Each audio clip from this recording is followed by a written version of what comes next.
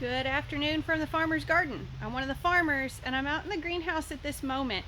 So I've had a few people asking me what we're going to do to prep our garden and our animals for the cold weather that's coming. In East Texas, our low temperatures are normally not that low even throughout the year, but certainly not in December. And this week we are expecting one night it's going to get down to like 11 degrees, which is pretty cold for our area, and certainly cold for this time of year. Normally we wouldn't see anything like that until January or February. So that's going to be the low, and then the next day the high is going to be like 27 or something. So that's pretty cold for us. I know that a lot of the country sees a lot colder weather than that, but that's pretty chilly for us. And so people have asked me what I'm going to do to get our animals ready. And so I thought I'd just kind of take you around and show you. Today is Monday. The cold weather is expected on, the really cold stuff is expected Thursday and Friday. But it's going to be pretty chilly, kind of rainy for the next few days, so I'm going to go ahead and get ready. The first thing I need to do is find something to put chicken water in.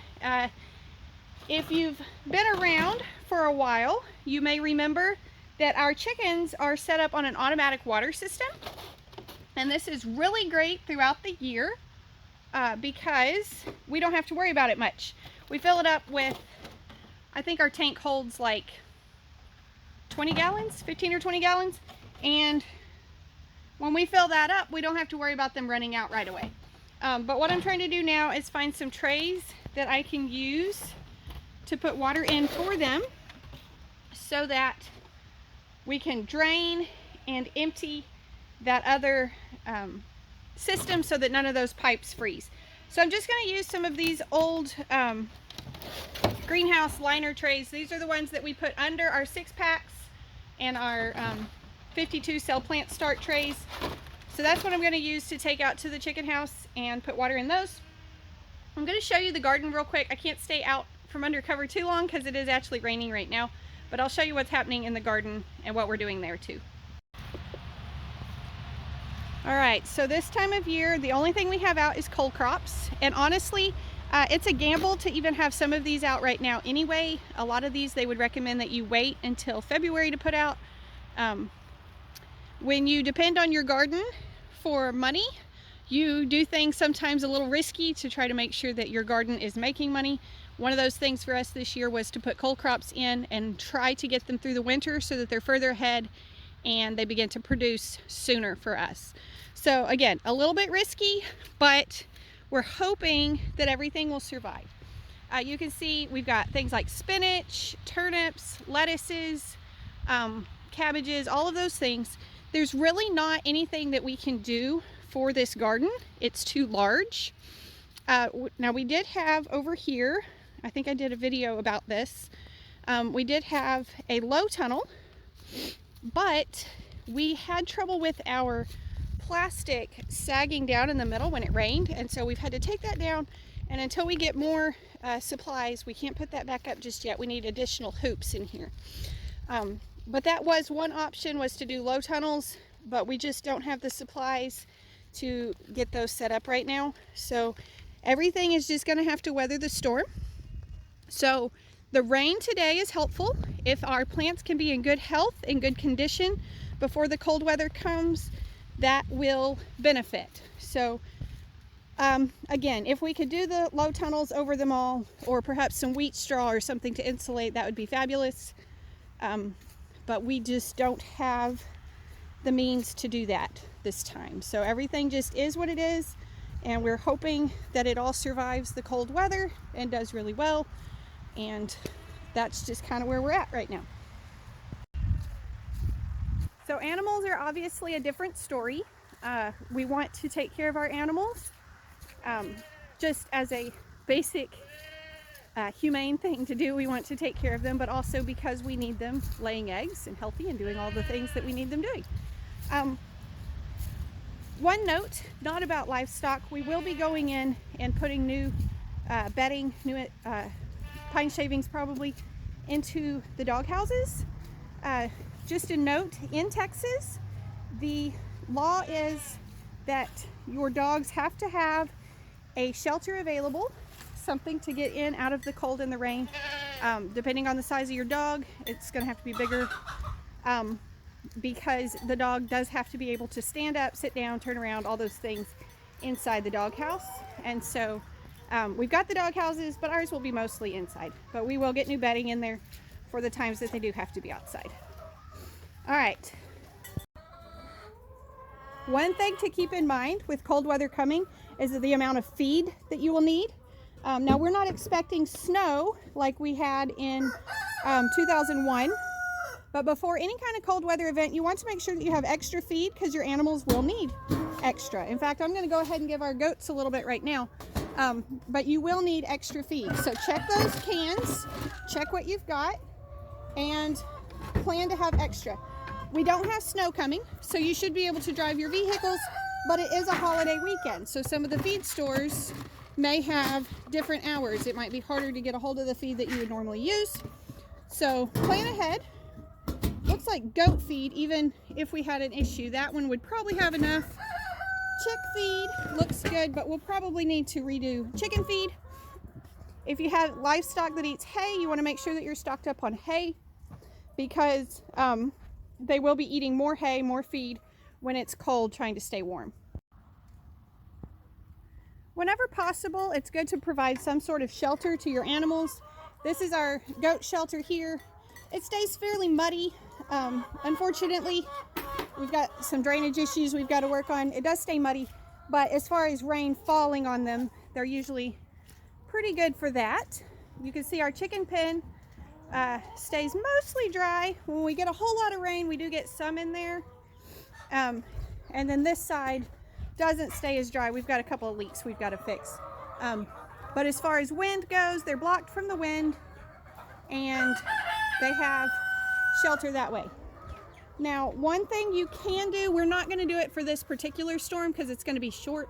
If we had another huge snowstorm predicted, we would probably get some greenhouse plastic, this type of stuff right here, and just wrap these sides. You want to do something clear so that the chickens are still getting sunshine, but we could just wrap the sides, staple that up there, and that would block the wind and keep them even warmer in there. This is our chick pen, and you can see they've got shelter on all sides.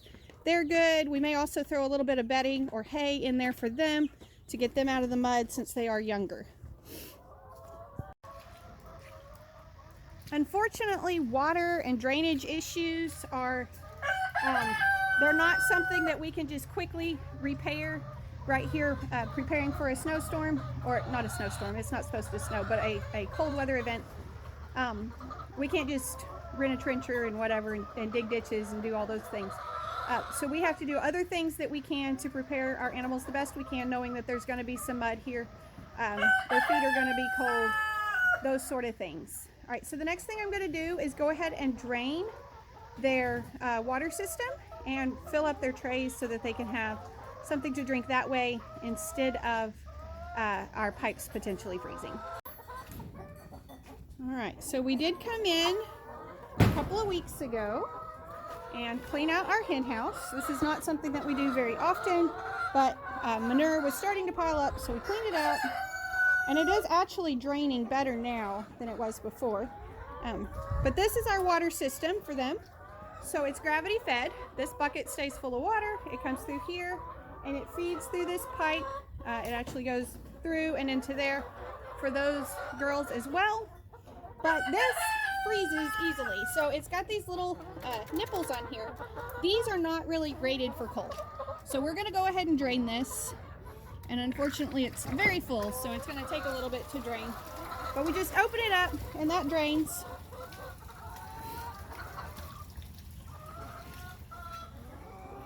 Hey girlies. You can see over on this end, they're nice and dry. We do have bedding in their nest boxes. We'll probably add a little bit more. All right, I'm gonna start by putting out a water tray in here for our breeding flock. This one might turn into a circus because Red Rooster here has been very protective of his girls lately, and he specifically thinks running at me is his way to protect them, so maybe that won't happen today.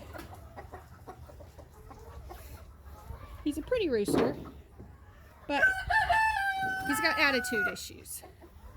So try to get that in somewhat of a level place. And I'll just fill that up with the hose here in a minute. Good girls. And I will get a water tray over here as well. This one's going to be harder because I need to have it close. Whoop, muddy spot. Close to this side. But I don't want it under this roost because then they'll get it all nasty. Let's see what I can do with that. So we'll let that drain. So I just got some more fresh hay out for the goats. We do try to put their hay in here during bad weather so that they don't have to stand out in the rain. If they can stay dry, they'll stay a little warmer. You can also do some heat lamps and things for your animals. As always, be cautious with heat lamps. Make sure that they're secured. I like to zip tie mine up, but even then, occasionally they'll fall over, and so you need to kind of pay attention to where you've got them. You don't want them in anything that is too flammable, because if they do fall over, you want a good chance that you're not going to burn the whole place down. It happens. We're not doing any heat lamps for this one, for this cold spell. Again, Thursday's supposed to be cold and Friday's supposed to be cold, but overall it's not going to last very long, and our animals are all healthy, feathered out, looking good, so not a whole lot of concern. Here's my feeder. As I was saying, they'll go through more feed right now, so something to keep in mind. We may have to come out extra times over those 2 days to make sure that everybody has enough food to stay warm. But that's pretty much what we're doing. The last thing you need to do to get ready is to protect your pipes, disconnect your hoses, and either wrap this in foam or find some type of bucket or tub that will cover your pipes to keep them from freezing. Burst pipes mean water. It makes a bigger mess than the mess that's already out here, and it also is expensive to repair. A lot of plumbers are really busy right after a freeze, and parts are hard to find, all those things. So go ahead and protect your pipes so that you don't have to worry about that in the first place. So it's really starting to rain now. I'm going to finish up these last steps, get everybody watered if I can, and then I'm going to head back inside where it's dry and warm myself. But anyways, that's a quick glimpse of what we're doing to prepare for cold weather. This time, again, we're not looking at snow or anything. We're just looking at a couple days of really cold weather. So make sure that you have plenty of feed on hand, hay included. Make sure that your animals will have access to some type of water. And these trays I can fill up throughout the day. I can even bring hot water from in the house to fill up, so that's a nice thing too. Disconnect your hose bibs. Make sure everybody has something warm. Dogs have shelter. All those good things. Use caution if you're using heat lamps. But that's all there is to it. We just get ready to weather the storm. Thank y'all for stopping by. Hope you could hear me over the rooster today. Hope you enjoyed your visit. Come back when you can stay longer.